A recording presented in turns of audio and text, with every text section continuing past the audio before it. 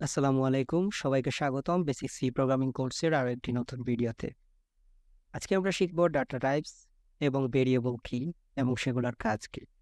Data types, একটা variable যে টাইপের ডাটা স্টোর করে রাখে তাকে ডাটা টাইপস বলে। ডাটা টাইপসের সাইজ 32 বিট আর্কিটেকচার অনুযায়ী এখানে ডাটা টাইপসের সাইজ দেওয়া আছে। যেমন বিভিন্ন কম্পিউটার বা ল্যাপটপে বা ডিভাইসের মধ্যে ভেরি করে সেটার সাইজ কত হবে, এখানে 32 বিট অনুযায়ী দেওয়া আছে। যেমন character 1 byte, integer 2 byte, float 4 byte, double 8 byte. আমরা যদি কম্পিউটার প্রোগ্রামের মধ্যে ক্যারেক্টার সি লিখি, তার মানে হলো আমরা কম্পিউটারকে বলে দিচ্ছি যে তোমার কম্পিউটার মেমোরির মধ্যে আমার জন্য একটা জায়গা রাখো যার নাম হবে সি এবং যার সাইজ হবে 1 বাইট। এখন যদি আমরা ইন্ট দিতাম, ইন্ট দিয়ে এ দিতাম, তাহলে কম্পিউটারকে বলা হতো যে ইন্টিজারের সাইজ অনুযায়ী, যদি ইন্টিজারের সাইজ আর্কিটেকচার অনুযায়ী হয় 4 বাইটস, তার মানে হলো 4 into 8 equal to 32 bits. 32 bit সাইজের একটা জায়গা রাখো এবং তার নামকরণ করো এ দিয়ে, যাতে আমরা এই এর মধ্যে পরবর্তীতে একটা ডাটা স্টোর করতে পারি। এটাই হলো ডাটা টাইপস। এখন আমরা দেখব কম্পিউটার প্রোগ্রামের মাধ্যমে আমরা যে ক্যারেক্টার, ইন্টিজার, ডাবল, ফ্লোট এগুলার সাইজ কিভাবে আমরা প্রোগ্রামিং এর মাধ্যমে দেখতে পারি সেটা আমরা দেখব। যেমন এখানে দেখতে পাচ্ছেন যে আমরা প্রিন্টএফ পার্সেন্টেজ এলইউ দিয়ে সাইজ অফ ইন্ট দিছি, তার মানে ইন্টিজার ডাটা টাইপের সাইজ আমরা দেখতে চাচ্ছি। এখন রান করলাম, রান করার পর দেখা গেল যে ইন্টিজার ডাটা টাইপের সাইজ হলো 4 বাইটস, মানে 32 বিট জায়গা নেয় এই ডিভাইসের অনুযায়ী, মানে আমি এখন যে কম্পিউটার দিয়ে এটাকে রান করছি সেটা সেই আর্কিটেকচার অনুযায়ী এটা হলো 4 বাইটস। এখন আমরা যদি এখানে ফ্লোট দেই, তাহলে দেখা যাচ্ছে যে ফ্লোটেরও 4 বাইটস। এখন যদি এখানে দেওয়া হয় ডাবল, তাহলে দেখা যাবে যে এটার সাইজ হলো 8 বাইটস। এভাবে আমরা সব কয়টা যে কয়টা ডাটা টাইপস আছে সব কয়টার সাইজ আমরা কম্পিউটার প্রোগ্রামের মাধ্যমে জানতে পারবো যে তার সাইজ কতটুকু। ওকে, ভেরিয়েবলস কি? ভেরিয়েবলস হচ্ছে আমাদের লেখা প্রোগ্রামের জন্য ব্যবহার করা যাবে এমন মেমোরি স্টোরেজকে নির্ধারিত করে দেওয়া একটি নাম, মানে স্টোরেজকে নির্ধারিত করে দেওয়া একটা নাম। যেমন আমরা একটু আগেই ডাটা টাইপসের মধ্যে দেখেছিলাম যে এরকম কম্পিউটারের মধ্যে কম্পিউটার মেমোরির মধ্যে সাজানো থাকে ব্লক আকারে, এবং আমরা যদি ইন্ট দিয়ে একটা নাম দিই যে ভেরিয়েবল এ, এই ইন্টিজার এ মানে হলো আমরা কম্পিউটারকে বলে দিচ্ছি যে ইন্টিজারের সাইজ অনুযায়ী মেমোরিতে আমাদের জন্য একটা জায়গা রাখো এবং তার নামকরণ করো এ দিয়ে। এই যে নামকরণ করা বা এই অ্যাড্রেসের নামটা, এই অ্যাড্রেসের নামটা হলো ভেরিয়েবল। যেমন আপনি একটা বাড়ি বানাচ্ছেন এবং সেই বাড়িটার নাম দিবেন একটা, তাই না? যেমন আমাদের সমাজে দেখা যায় যে চৌধুরী বাড়ি, মিয়া বাড়ি, ধানুকদার বাড়ি এরকম দেওয়া দেওয়া থাকে। একটা বাড়ি বানানোর পর তারপরে সেখানে থাকে কি মানুষ, এই মানুষ হলো ডাটা। যেমন আপনি বানিয়েছেন, আপনি হলেন ডাটা। যেমন ইন এ, এটা হইলো আপনাদের বাড়ির পরিমাণ, বাড়ির জায়গাটা কতটুকু জায়গা আপনার বাড়িটা দখল করে আছে, এটা হলো ইন্টটা হলো আপনার বাড়ির সাইজটা এবং এটা হলো আপনার বাড়ির নাম। আর এই এর মধ্যে যদি আমরা কোনো ডাটা রেখে থাকি সেটা হলেন আপনি।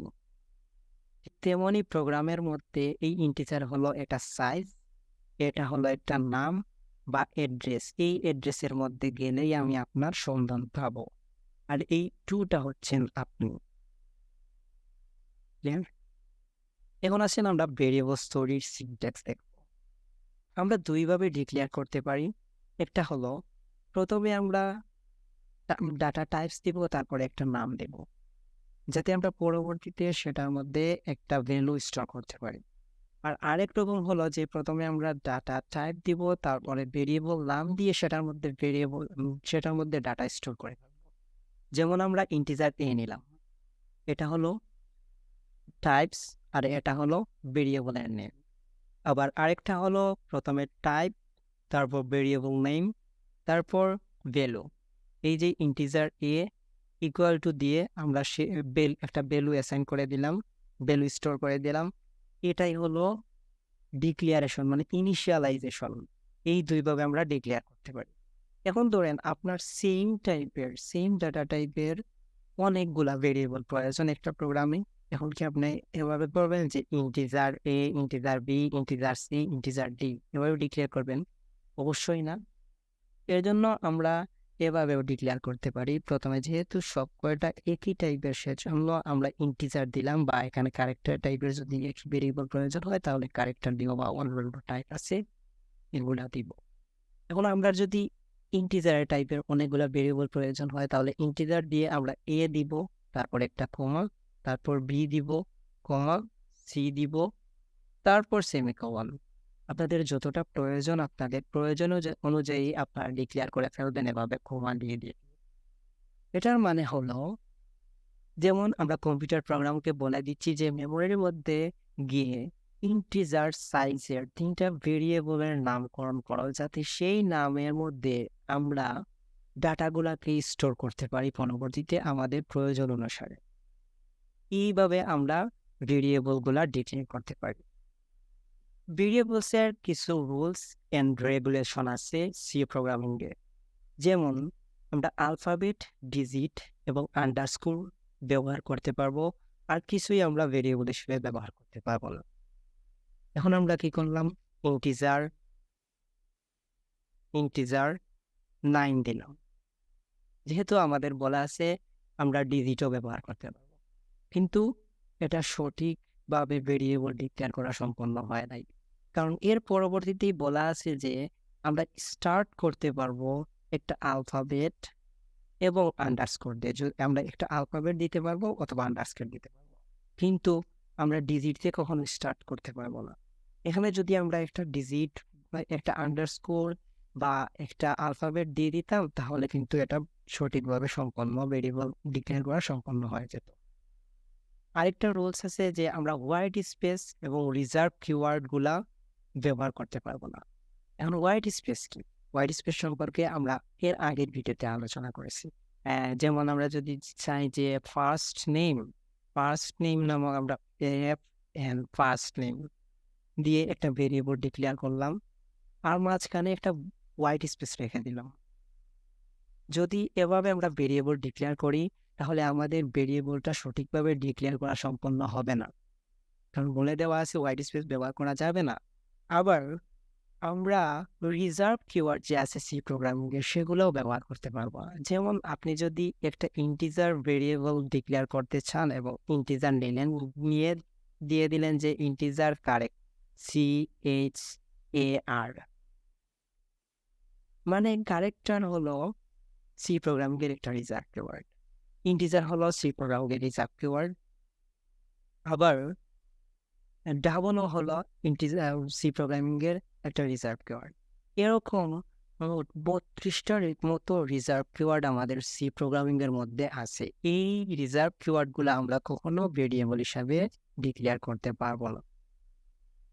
ওকে, টাইপস অফ ভেরিয়েবল। সি প্রোগ্রামে অনেকগুলো ভেরিয়েবলের টাইপ আছে। তার মধ্যে হলো local variable, global variable, static variable এবং অটোমেটিক ভেরিয়েবল। এখন লোকাল ভেরিয়েবল কি?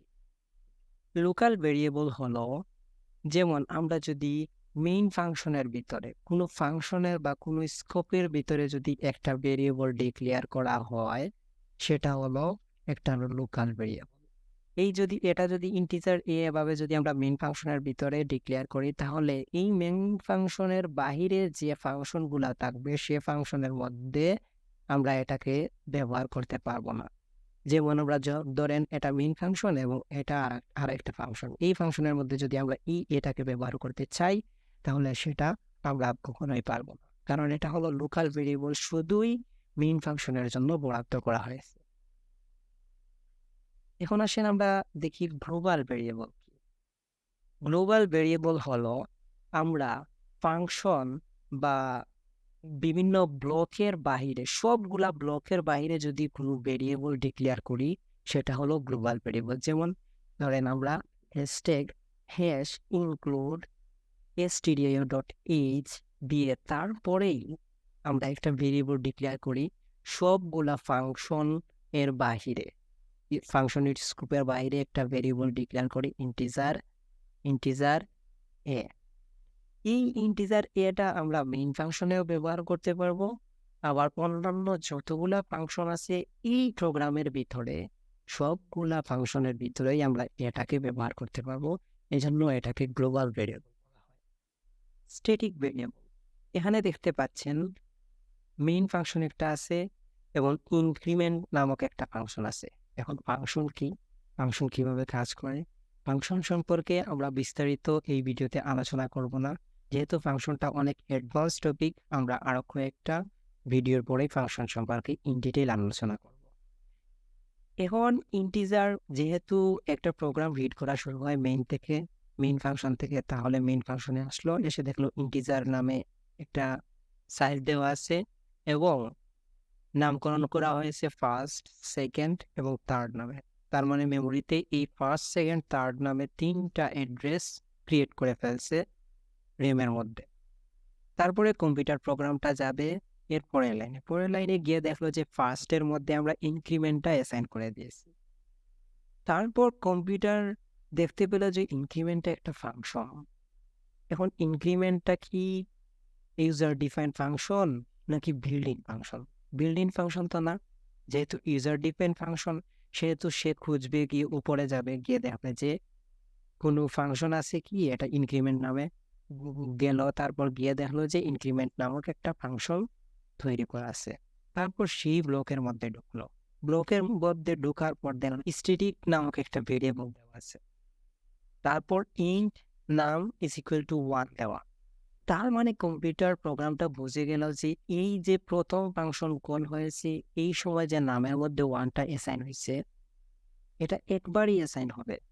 এরপরে যতবার ফাংশনটা কল হবে সেটা এর আগের ফাংশনের নামের যে ভ্যালুটা আছে সেই নামের ভ্যালু অনুযায়ী কাজ করা শুরু। তারপর এর পরের লাইনে গেল, দেখলো যে নাম প্লাস প্লাস দেওয়া। নাম প্লাস প্লাস মানে হলো নাম ইজ ইকুয়াল টু নাম প্লাস 1। তার মানে নামের ভ্যালু কত? 1। 1 প্লাস 1 ইজ ইকুয়াল টু 2। নামের ভ্যালু এখন 2। তারপর কি করলাম, যেহেতু এটা ইন্টিজার তার মানে একটা ভ্যালু আমাদেরকে রিটার্ন করতে হবে, দিলাম রিটার্ন নাম। এই নামের যে ভ্যালুটা আছে এই দুইটা চলে যাবে যেই জায়গা থেকে কল হয়েছিল সেই জায়গায়। কল কোথায় থেকে হয়েছিল? ফার্স্ট থেকে। তারপর সে ফার্স্টে চলে গেল, তার মানে এখন এই দুইটা ফার্স্টের মধ্যে আছে। তারপর আমরা প্রিন্ট করে ফেললাম 2। ওকে, তারপর পরের লাইনে গেল, প্রোগ্রামটা গিয়ে দেখলো সেকেন্ডের মধ্যে আবার ইনক্রিমেন্ট ফাংশনটা কল করা হয়েছে, আবার চলে গেল ফাংশনের মধ্যে। যেহেতু এটা স্ট্যাটিক ছিল সেহেতু নামের মধ্যে এখন কিন্তু 1 থাকবে না। আমরা কি বলেছিলাম, যদি স্ট্যাটিক দেওয়া থাকে তাহলে নামের মধ্যে যে আমরা ভ্যালু স্টোর করা হয় সেটা আগের ফাংশনের নামের যে ভ্যালুটা আছে সেই ভ্যালু অনুযায়ী কাজ করবে। প্রথমবার কিন্তু ঠিকই 1 স্টোর করছে, কিন্তু সেকেন্ড কলে কিন্তু 1 স্টোর করবে না, আগের কলে যে ভ্যালুটা নামের ছিল সেই ভ্যালুটাই থাকবে। তার মানে নামে এখন 2 আছে।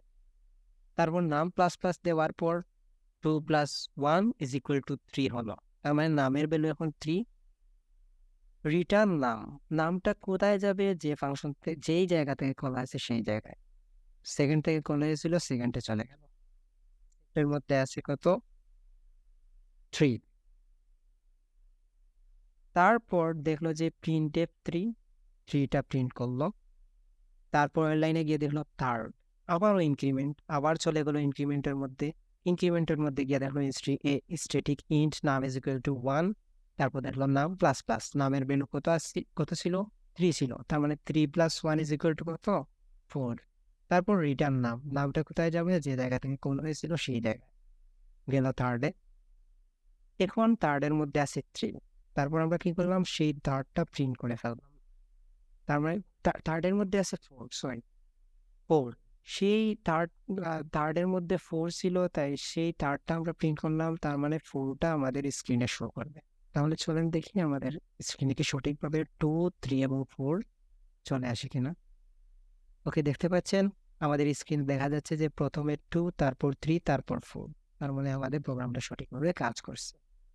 Automatic variable same as local variable. যেমন আমরা লোকাল ভেরিয়েবল একটা ফাংশনের ভিতরে আমরা যদি লোকাল ভেরিয়েবল ডিক্লেয়ার করি তাহলে এটা একটা অটোমেটিক ভেরিয়েবল এবং একটা লোকাল ভেরিয়েবল। আবার আমরা যদি এভাবে অটো দিই, অটো ইন্ট এ দিই, সেটা হলো একটা লোকাল, সেটা হলো একটা অটোমেটিক ভেরিয়েবল। তার মানে সি প্রোগ্রামিং এ অটো লেখা লাগে না, অটোমেটিক্যালি অটো হয়ে যায়। তারপরও জেনে রাখা ভালো, এই জন্য বললাম যে অটোমেটিক ভেরিয়েবল নামেও একটা ভেরিয়েবল আছে। ওকে, তো আজকের লেকচার এতটুকু পর্যন্তই। আগামী লেকচারে আমরা অপারেন্ড এবং অপারেটর সম্পর্কে বিস্তারিত আলোচনা করব। সবাই ভালো থাকতেন। আল্লাহ হাফেজ।